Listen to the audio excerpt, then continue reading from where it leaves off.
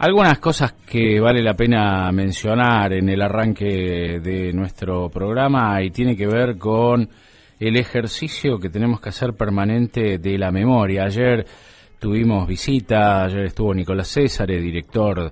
y actor teatral, que nos contaba acerca de una actividad que se va a desarrollar en el Pozo de Banfield y que tiene que ver con la memoria, justamente, 4 obras de teatro que se van a realizar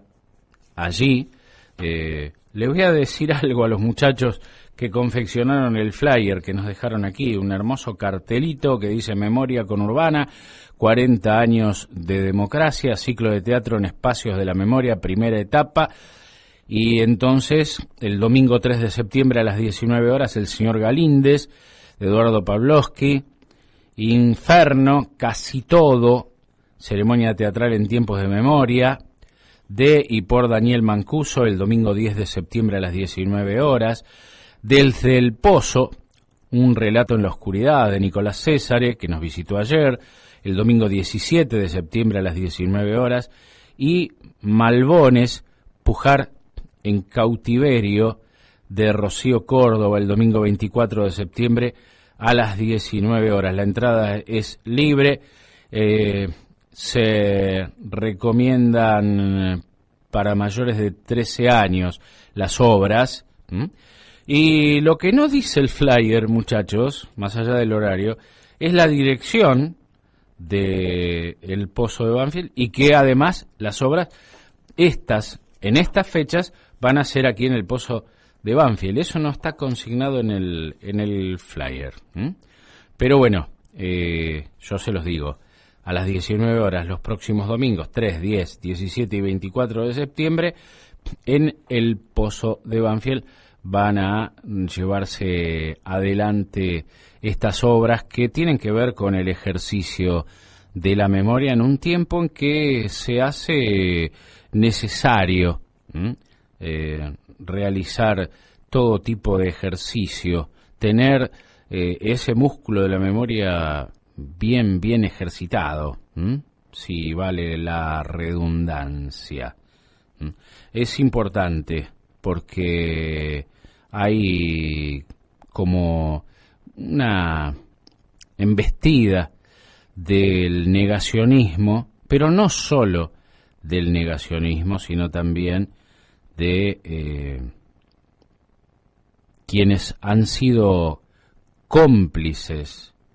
de la dictadura, quienes han sido cómplices de el discurso en defensa de lo que fueron crímenes de lesa humanidad. Y entonces digo, más que nunca hace falta tener esta memoria pero bien ejercitada,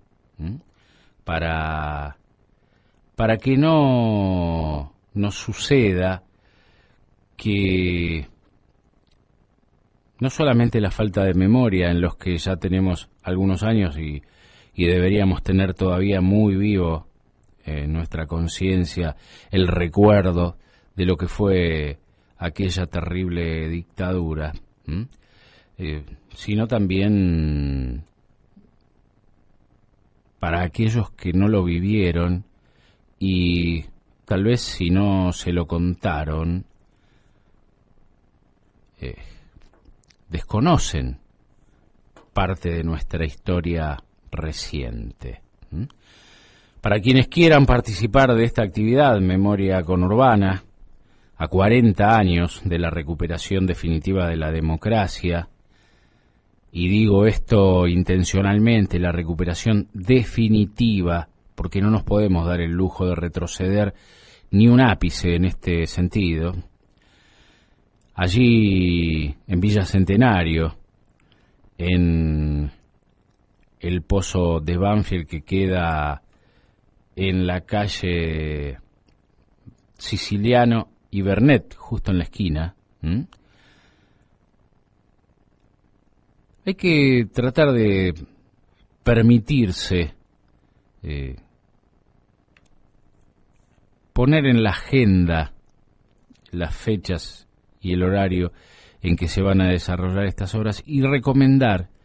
a aquellos que tal vez estén un tanto olvidadizos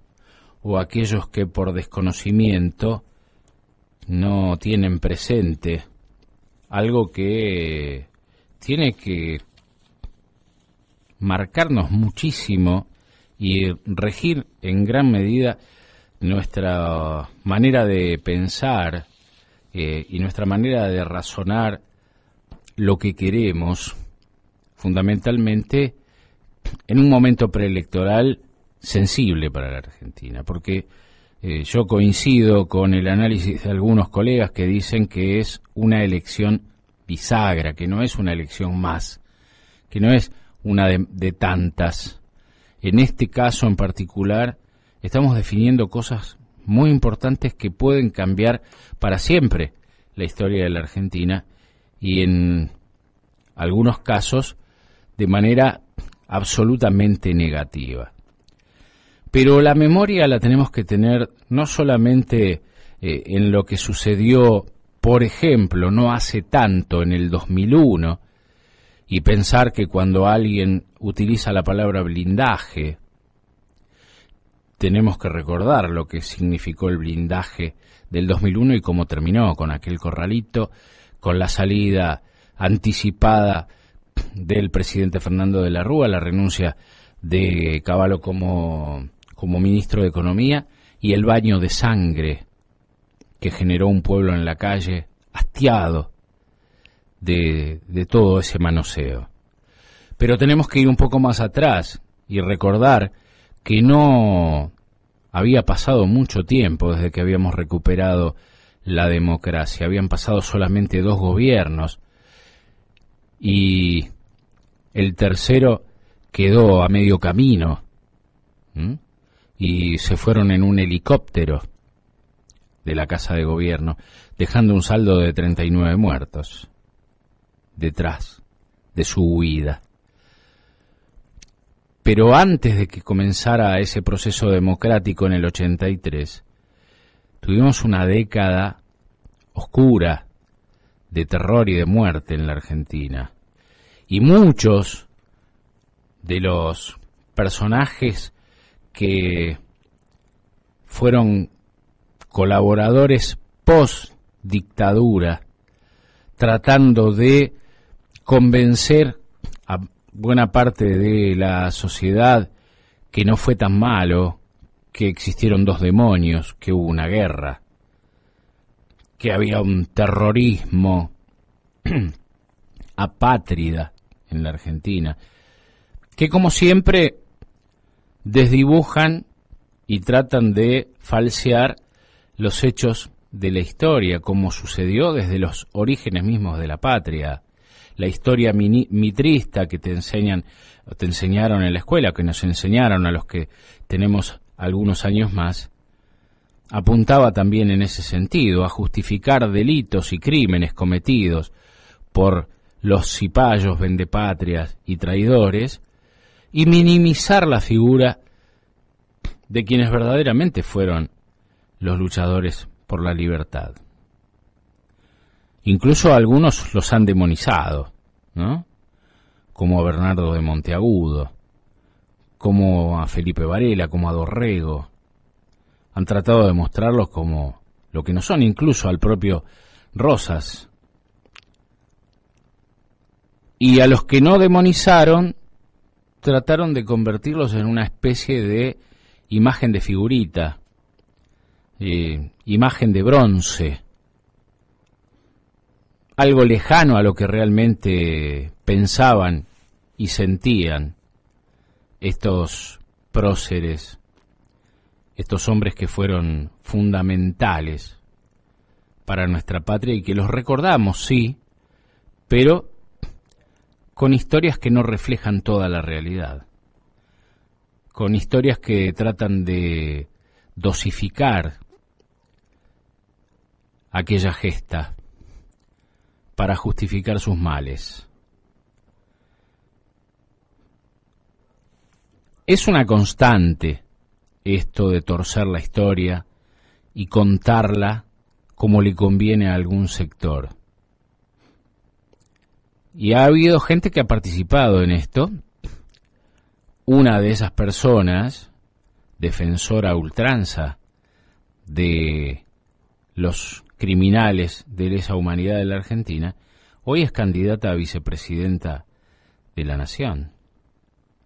Pero además acompañando a un personaje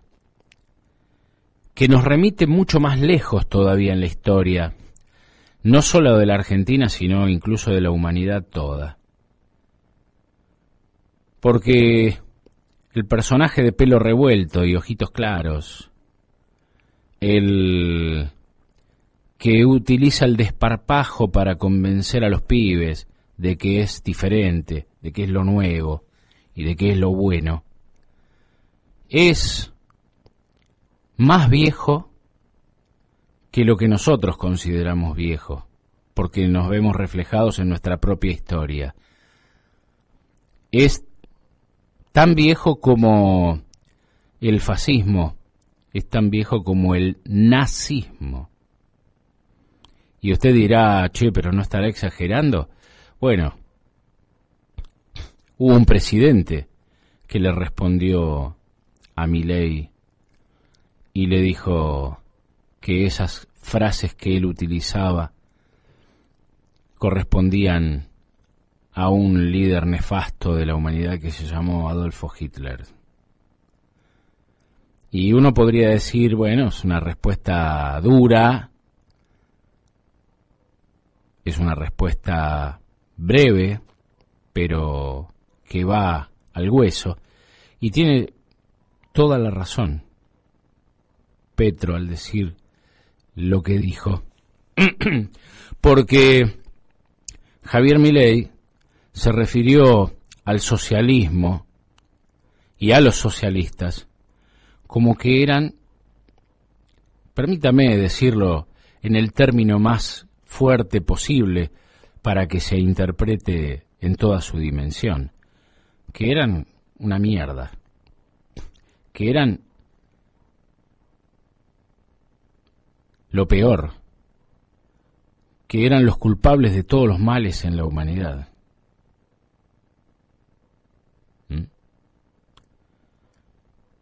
Y entonces uno se pregunta, después de tamañas manifestaciones, ¿qué se puede esperar si este señor tiene una cuota importante de poder? ¿Persecución? ¿Algo similar a lo que sucedió con el nazismo? ¿La persecución a los que eran distintos? ¿A aquellos que los marcaban para que esas fuerzas especiales creadas para perseguir a los que ellos consideraban enemigos los tuvieran identificados? Tal vez hoy más que nunca sirva, además de recordar nuestra propia historia y estos retazos que van a quedar plasmados en estas 4 obras de teatro allí en el Pozo de Banfield, también tengamos que recordar a nuestros jóvenes fundamentalmente historias como La lista de Schindler, el diario de Ana Frank y otros relatos del horror de lo que fue la Segunda Guerra Mundial y de lo que significó el nazismo para la humanidad toda. Porque no nos puede volver a pasar, no podemos retroceder tanto en la historia, volver tan atrás y quedar atrapados en el mismo juego perverso que aconteció allá por los años 30, cuando Adolfo Hitler convencía a las multitudes que lo aclamaban con argumentos y actitudes muy parecidas a las que hoy manifiesta este siniestro personaje. Hablamos hace algunos días con el doctor Ciro Anichiarico, este abogado especializado en el tema de derechos humanos y que ha intervenido en causas de gatillo fácil, como la masacre de Budge. Y él planteaba que le llamaba la atención que ningún magistrado y que ningún fiscal de oficio hiciera alguna presentación declarando insano mentalmente a Javier Milei e incapacitado para poder conducir los destinos de un país. Y daba cuenta de sus constantes declaraciones con respecto a que dialoga con su perro muerto, que utiliza a su hermana medium para hablar con su perro y que su perro le da consejos, o que habla con personajes de la historia, que vio la resurrección de Cristo no sé cuántas veces, y todas esas cosas delirantes, mesiánicas, pero que también ponen de manifiesto un desequilibrio mental importantísimo. Ayer estaba viendo Duro de Domar y presentaron un informe en el que una candidata de Javier Milei parece que es la que además le corta el pelo y lo maquilla y lo prepara. Y escuchar a esa mujer hablar disfrazada de superheroína, con un antifaz y un traje así como de personaje de Marvel o de historieta, de cómic, diciendo una sarta de disparates realmente dignas de alguien que está haciendo declaraciones desde una habitación acolchada y con un chaleco de fuerza, más que presentándose como candidata a legisladora. Yo pensaba mientras la escuchaba, esta mujer, si llegara a acceder a una banca en el Congreso de la Nación, ¿va a trabajar para legislar para nuestro país? Una mujer que dijo que le había cortado el pelo y le había dejado las patillas como se las había dejado y el pelo revuelto porque ella era fanática de Wolverine, el personaje de los X-Men, por ejemplo. Pero después hablando de otra serie de ridiculeces e instando a que se armaran grupos de WhatsApp con nombres falsos en los que algunos se pusieran el nombre de Cristina Fernández y que simularan encuentros sexuales, tríos y orgías y cosas por el estilo. Y lo decía muy risueña, algo realmente rayado, no sé si rayano, directamente vinculado a un estado de demencia importante. ¿Esta gente va a gobernar el país? Si el resultado de las PASO se replica en las generales de octubre, ¿esta gente va a tener en sus manos la responsabilidad de legislar? Esta gente, una negacionista que se reunía con Videla,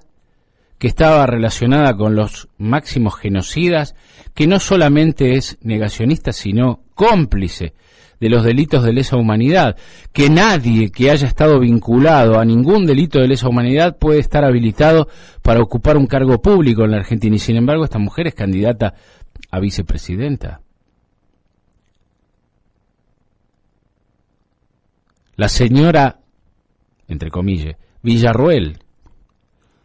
Javier Milei con sus disparates,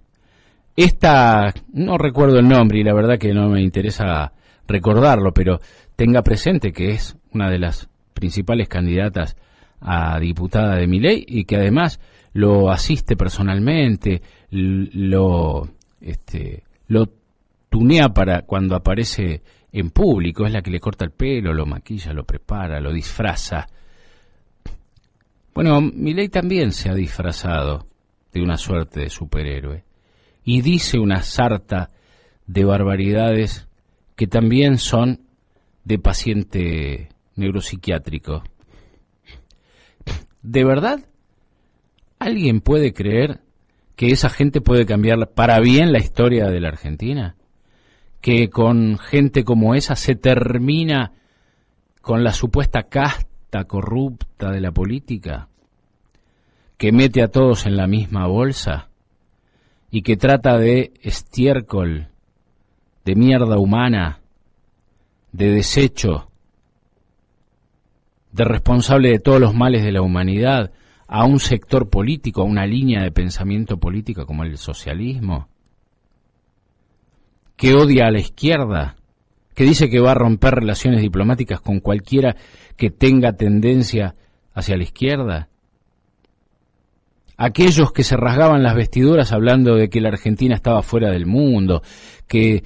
no teníamos contacto con los principales centros internacionales. Bueno, todas mentiras, obviamente.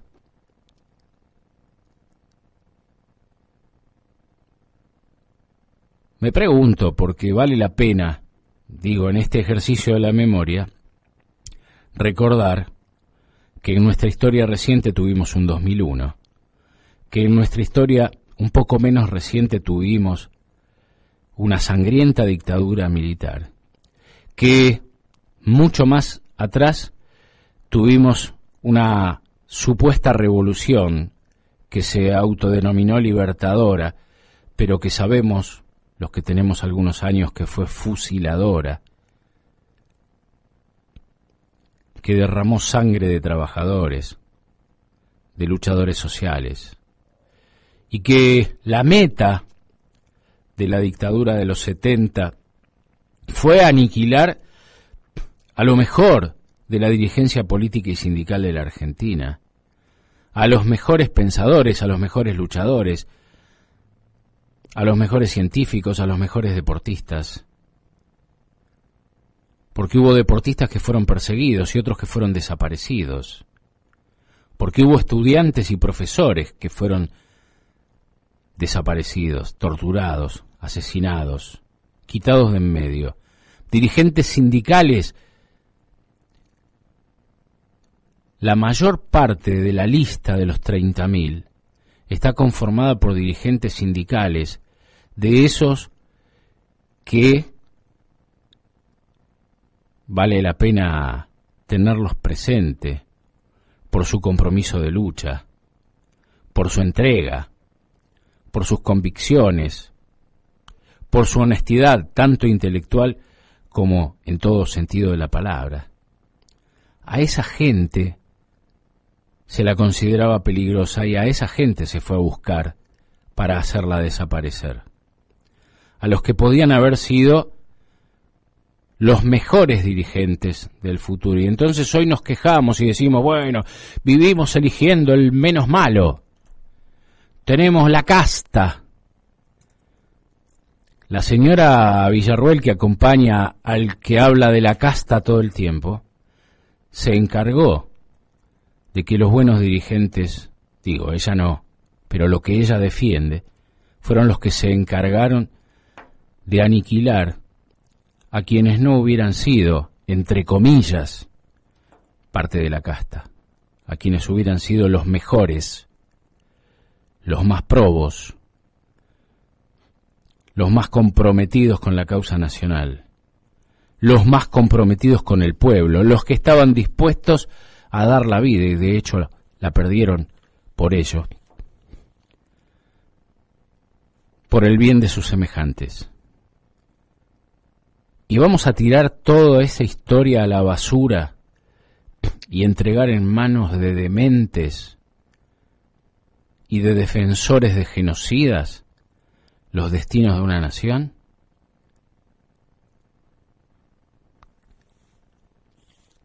Será el derrotero de aquí a octubre, con reflexiones de este tenor, porque así como los medios hegemónicos te han picado el cerebro durante años para convencerte de que se robaron 2 PBI, de que son todos chorros, de que las peores desgracias de la Argentina son consecuencia del peronismo, y lo han repetido y repetido y repetido hasta el hartazgo, hasta que en algunas mentes coló. Bueno, del mismo modo, en esta batalla cultural que nos genera la sensación de que la venimos perdiendo. Tenemos que avanzar, tenemos que dar la batalla cultural todos los días y también tenemos que pensar en una batalla con el formato de la contracultura. Esto que se va a hacer en el Pozo de Banfield forma parte de esto.